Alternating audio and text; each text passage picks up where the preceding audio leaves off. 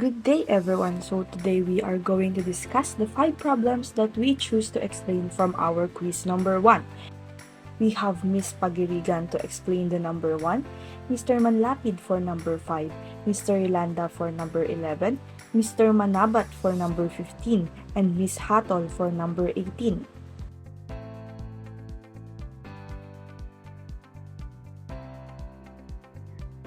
Magandang araw. Ngayon meron tayo ditong integral problem at sasagutan natin ito ngayon.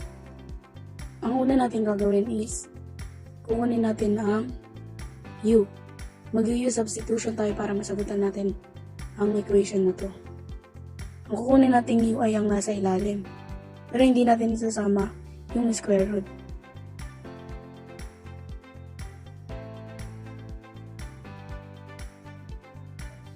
Kukunin natin ang derivative ngayon ng u. Alam naman natin na ang derivative ng x squared ay 2x. At ang y naman, dahil constant siya, syempre 0 lang rin siya. Kaya ang derivative ng x squared plus 4 is 2x dx. Kukunin naman, ngayon, gamit tong equation na to, kukunin natin yung value ng dx.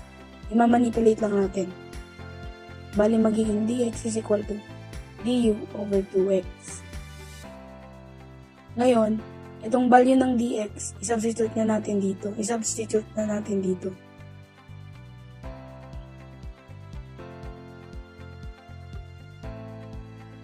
Dahil ito, kinuha natin u, gagawin natin siyang u dito.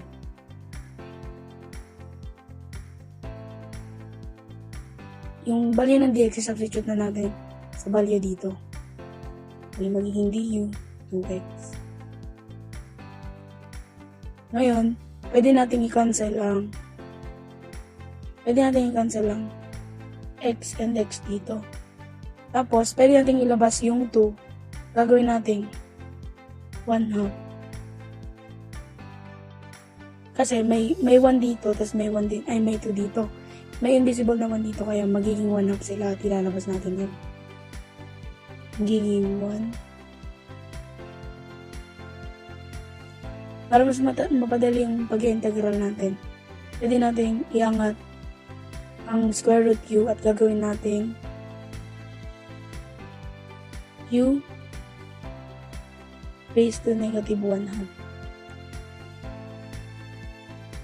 Sulatin muna natin para maggawa natin ang power rule.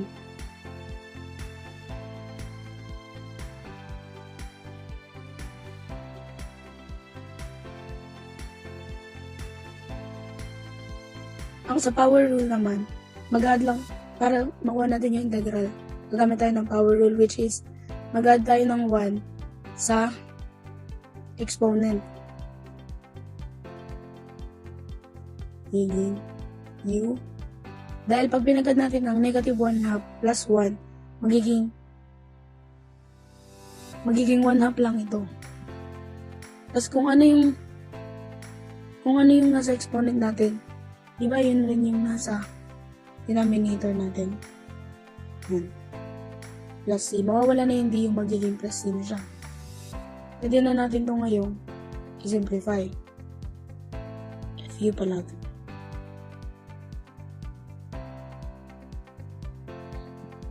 Masisimplify natin siya dahil makakancel natin ng 1/2 dito, 1/2 dito. Kaya ang matitira na lang is u raised to 1/2 plus c. Ngayon, yung u natin, i-bind na natin siya sa value ng x. So, magiging f of x is equal to, ano yung u natin? Ito ang u natin, di ba? Kaya magiging x squared plus 4 raised to 1/2 plus c. Or pwede rin natin siyang isulat as f of x is equal to square root of x squared plus 4 plus c.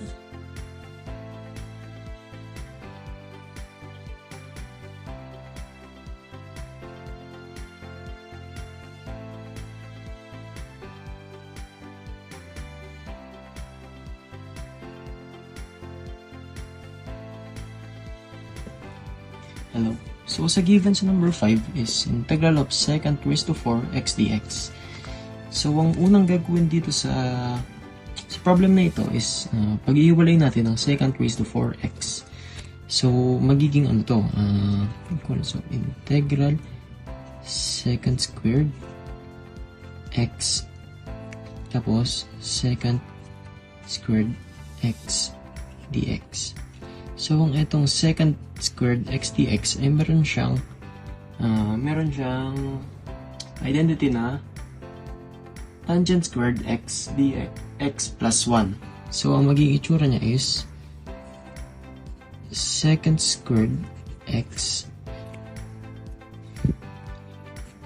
tangent squared x plus 1 dx. So, ang next step naman dito is AU substitution natin siya.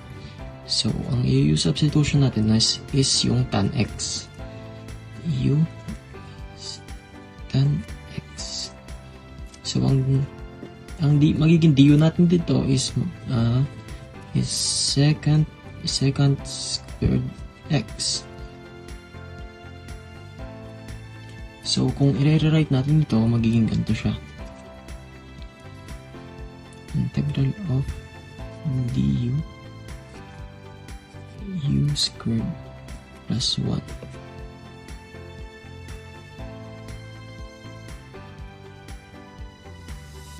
So,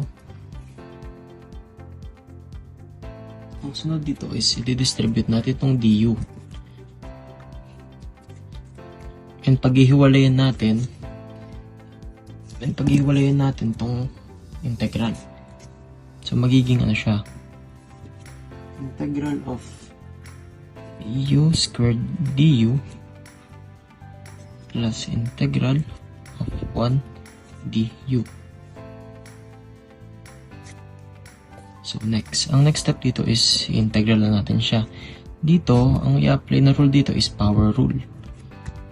Ng integral. Magiging ano siya? U cube 3. Ito naman is sa constant rule. Plus u. So, next step dito is substitution na lang. So, magiging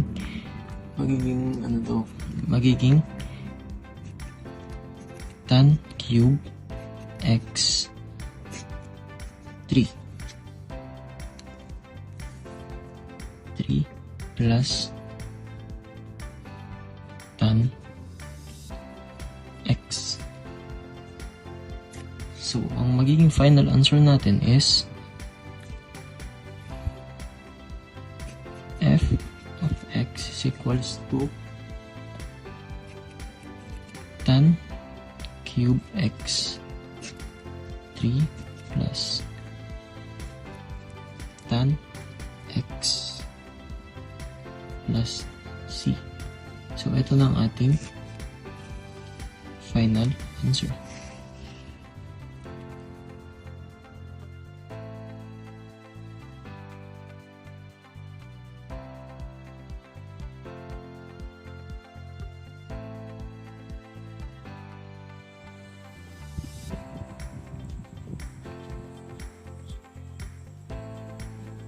So,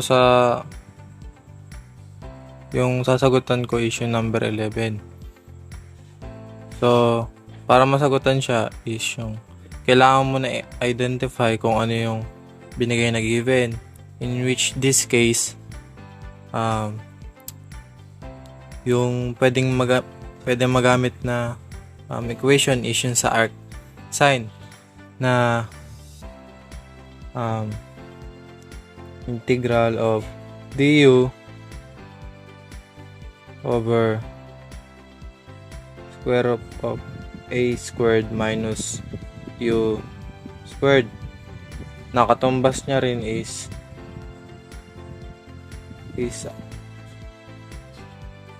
arc sign o times u over a plus c. So, alam na natin yung gagamitin natin equation. So, una natin gagawin is kunin muna yung u substitution, which in this case yun sa bababa, para mas madali natin siya ma-solve and ma-substitute. So, yung una natin kunin is yung a squared, tas yung a, tas yung u squared, tas yung u. Then, yung u squared i-substitute lang natin dito, which is 3. Tas yung sa u squared, substitute lang din natin, which is yung x raised to 4. Tas kung ano yung u nito, bali u squared, gagawin lang natin u. So, magiging x squared. Tas ito, dahil wala siyang square root, gagawin lang nating square root of 3. Then, ito, yun sa u, kunin natin yung derivative niya ngayon, yung 2x squared. So,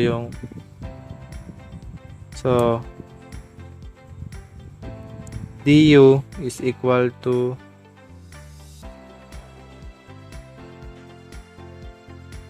2x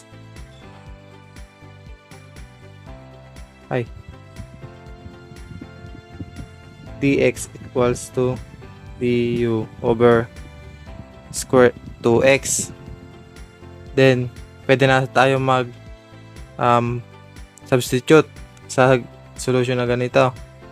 So, integral of x tas yung dx natin, which is yung katumbas nito. So, du over 2x over copy natin, kakopy lang natin to. So yung gagamitin na natin is ito. So, square root of a squared minus 2 squared u squared. Then, cancel tayo ng x kasi pwede siya i-cancel. Ngayon, may natirang 2. So, kailangan natin siyang ilabas para makuha natin tong solution na ito. So, integral of 1 over 2 du over square root of a squared minus 2 squared. So meron na tayong ganito. So, pwede natin siyang gamitin para makuha to. So, substitute natin. F of u is equal to 1 over squared arc sine u over a plus c. So, substitute lang natin tong u, gawin natin x para makuha natin yung final answer. So, f of x is equal to 1/2 arc sine. Kunin natin yung u dito. So, which in this case, x squared. Tapos, yung a na square root of 3. That's plus c. So, that is the final answer.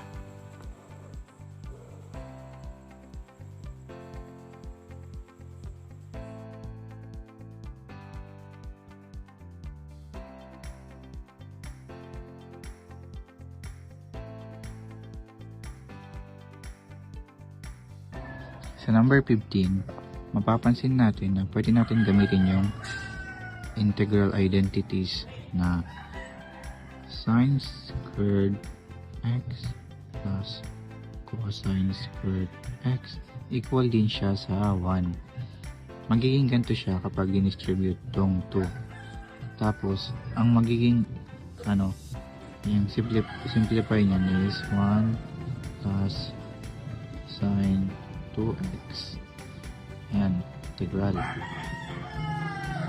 Yung 2, didistribute mo din siya sa x, kaya magiging siyang 2x. Tapos, para mas maging madali, paghihiwalay mo siya. Ganyan. 1 plus. Yan. Para maghiwalay mo siya i-integral. So, alam naman natin, yung integral ng 1 is x plus, tapos yung integral ng sine is negative cosine. Negative cosine.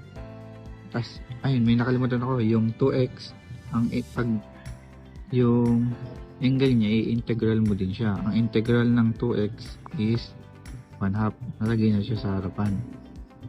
So, dahil negative to, magiging x minus 1/2. Tapos, cosine 2x plus c. Ayun yung sagot niya.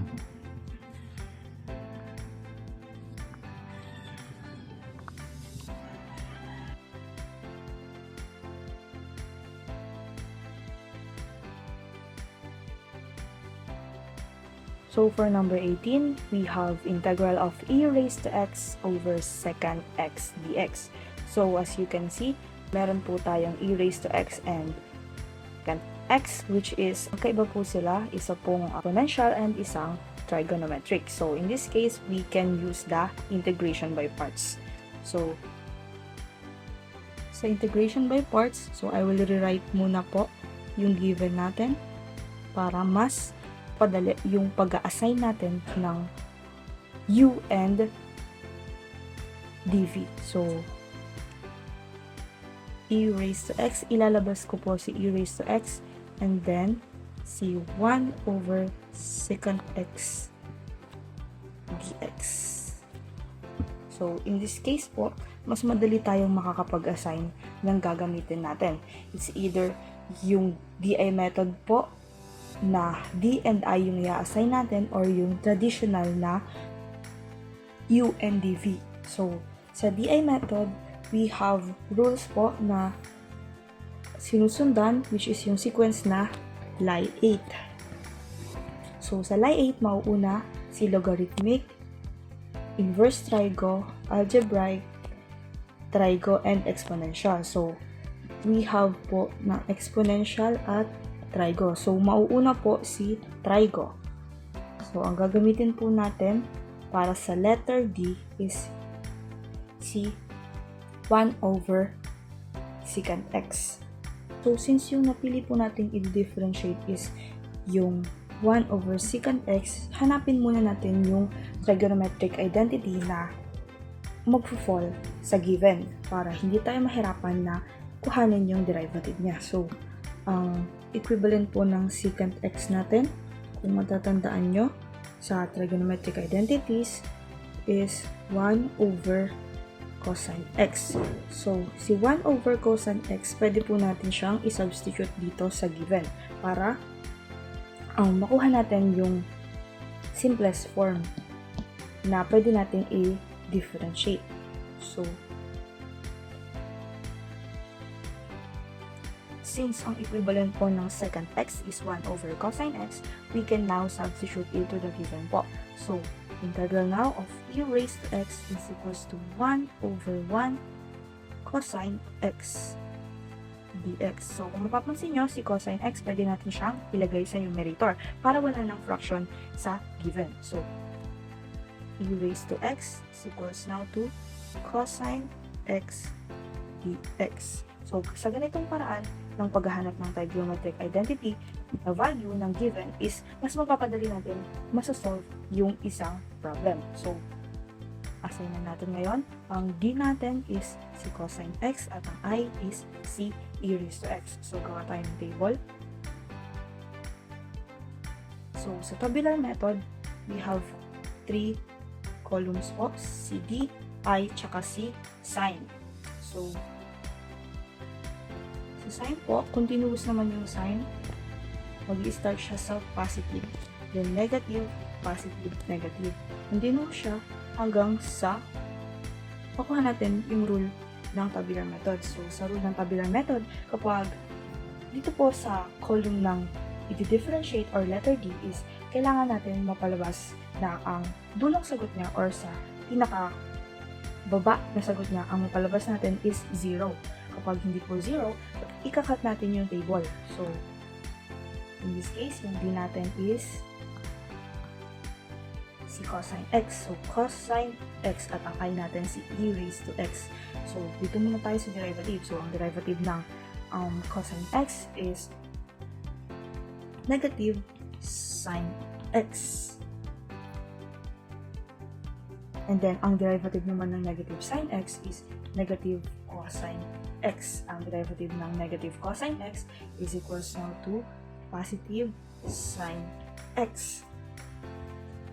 Since ang derivative ng cosine x is negative sine x, so multiply lang natin siya sa negative na sine na kasama ng cosine x. So, magiging positive sine x. So, dito naman tayo sa integral. Integral natin yung e raised to x. Ang integral ng e raised to x is the same lang. And then, copy lang ulit.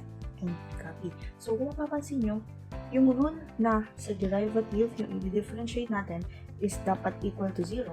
Hindi natin siyang mapalabas sa ganitong case. So, may technique na ginagamit kapag ganito yung given. So, kung mapapansin nyo, yung original given natin is cosine x yung D natin. So, cosine x. So, pag naglagay na kayo sa table at nag-differentiate kayo ng tuloy-tuloy at napansin nyo naman na umulit lang yung given na cosine x, which is ito, pang tatlong row, cosine x na ulit, ikakat na natin yung nasa baba para hindi na natin siya gamitin at hindi na mas lalong humaba yung answer natin.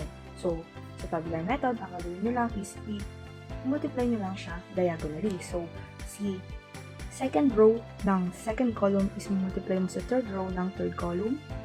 And then, diagonally ulit. Tapos, itong kinat natin is multiply lang natin sila ng horizontal. So, ang gagawin lang is multiply mo lang sila diagonally. Yung natitira is horizontal na. So, copy lang natin. Positive yung sign. So, f of x now is equals to cosine x multiplied by e raised to x. Mamaya natin siya i-arrange. Then, negative to and negative din to. So, magiging positive. So, positive sine x e raised to x. And then, negative to. So, negative. Pag minumultiply natin is horizontally, we have to put integral po. So, integral, yung negative na lagay na natin sa labas, which is ito na.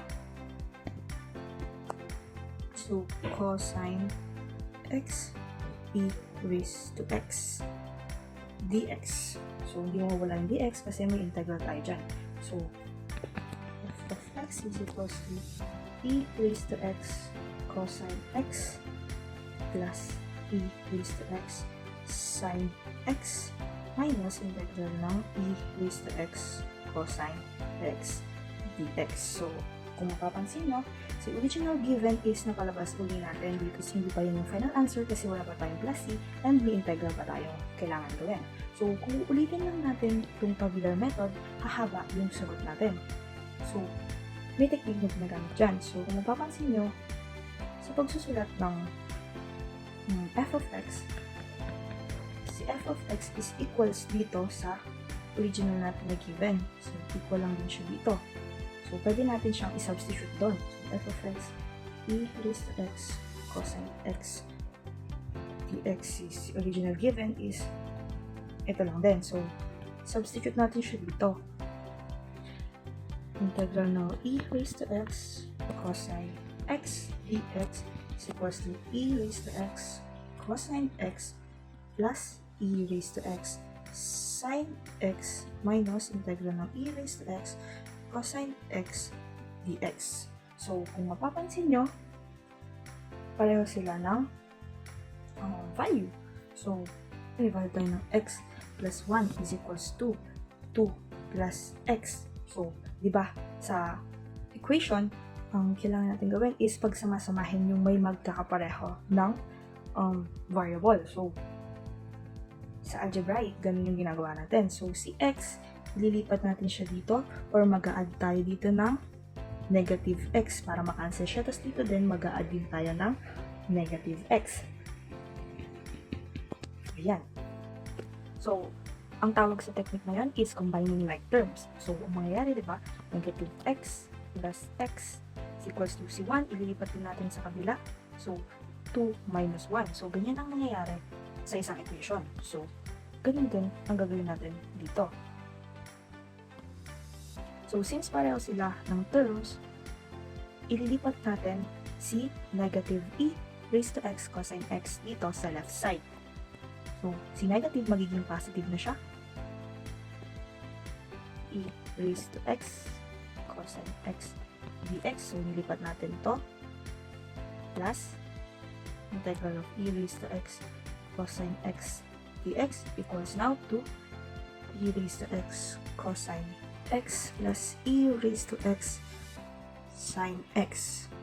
So, ang ginawa natin is dire-arrange natin yung formation ng terms in order to eliminate yung remaining na original given. So, after nun, kapag nakakita kayo ng terms na walang kasamang number, is automatic 1 yung kasama niya or katabi niya.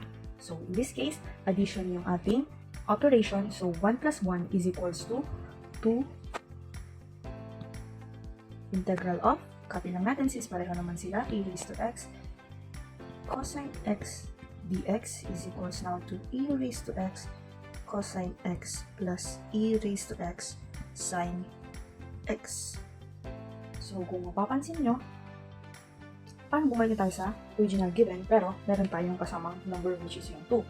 So, ang gagawin lang natin para makuha natin yung integral ng e raised to x cosine x dx is i-divide natin both sides sa 2 para makancel natin si 2 dito. So, cancel na siya. And then, we are back now dun sa original given.